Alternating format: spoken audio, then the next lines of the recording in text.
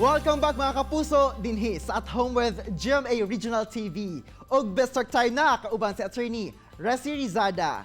Resi!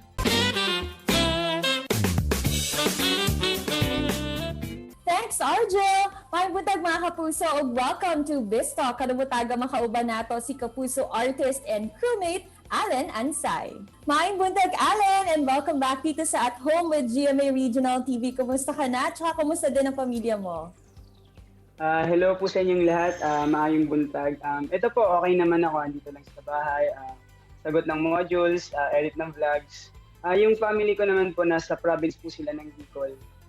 So ngayon, okay na naman po sila pakatapos ng dalawang bagyo na dumaan. Ito, bangon po ulit. Kahit na, despite everything that you've gone through, paano mo ginagawang light, fun, and positive yung araw-araw mo sa buhay? Ako po kasi para sa akin yung pagising ko lang ng masarap yung tulog ko, yung safe yung family ko, yung safe kami lahat. Para sa akin, isa na yun na blessed araw-araw. Iniisip ko na lang lahat to may dahilan. Kaya nagka-COVID, kung ano-ano dumating ng isang taon na to, lahat to may dahilan. Kaya iniisip ko na lang yung nararamdaman ko ngayon, lahat ko yun magagamit. Katulad sa mga acting scenes, di ba? Pwede kong magamit yung nararamdaman. Para may ka, no? Alan, after doing some guestings online, may isang blessing na naman na dumating sa iyo dahil kabilang ka sa bagong comedy show, ang Cray Crew. What was your initial reaction when you first heard about it? Sobrang saya kasi naalala ko nung time pa ng All Out Sundays dito, wala pang pandemic. Naalala ko pinag-usapan pa lang namin ito kasi parang may bubuhin daw na grupo, hindi pa namin alam yung grupo. Tapos tinatanong kami kung ano yung mga hilig namin gawin, ano yung mga gusto namin vlog, ano ba yung hilig namin ng mga pagkain. Tapos nakakagulat kasi parang dati pinagpaplanuhan lang. Tapos parang na-stop to kasi di ba nagka-pandemic po. Halos ilan months din yung dumaan. Tapos ngayon, eto na. Nilaunch na kami. Parang nasa ULOL na kami sa YouTube channel. Kaya sobrang nakaka-proud po talaga. For you, Alan, how would you describe naman your crewmates?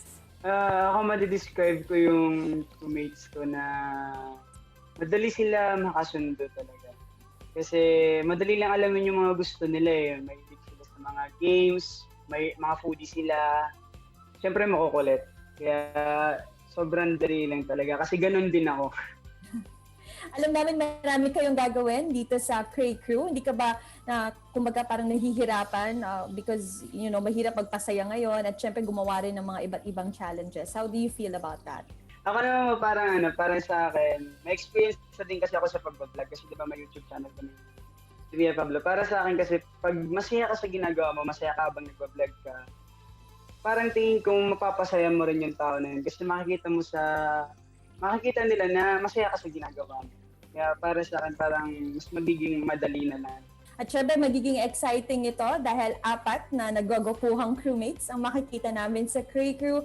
Ano sa tingin mo yung mga similarities at saka differences ninyong 4? Ito mga pagkakaiba namin, mapapanood niyo po yan sa ULOL. Makikita niyo yung mga pinagkakaiba namin. Katulad ng halimbawa ako, malakas ako tuminom ng tubig para may gagawin kaming challenge na ganyan na lahat kami, palakasan kami uminom ng tubig. Pero yung pagkakaparehas namin, siyempre yung mga pagiging galing namin, pagiging makulit namin, mahilig kami sa mga games, mga foodie kami. Mas makikilala namin ang mga crewmates, kaya naman mga kapuso, abangan natin ang Cray Crew. And of course, what are you looking forward naman, Alan, for the next year naman? Ngayon, siyempre marami pong dumating na project, Tapos siyempre malay nyo yung kami ni Jolly Girl si Pia Pablo, malay nyo may hinahanda kami pasabog ngayon na taon. Kaya yun mga kapuso, abangan niyo po. And please invite everyone, Alan, dito sa Mindanao na panoorin ang Cray Crew. And of course, idagdag mo na yung New Year's message mo naman para sa lahat. Hello po sa inyong lahat. Maayong buntag po sa inyong lahat. Iniibitahan ko po kayo manood ng mga videos ng Cray Crew sa YouTube channel ng ULOL. Sure na sure ako na magiging masaya kayo dito. At syempre may makukuha rin kayong aral. At Happy New Year. Sa ngayon, tiwala lang tayo, mawala rin sa pandemic nito. Kaya tiwala lang tayo kay God.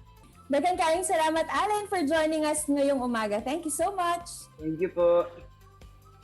And that was Kapusong Allen Ansay. Tutok lang mga kapuso, kung mabalik pa ang At Home with GMA Regional TV. Kini ang At Home with GMA Regional TV.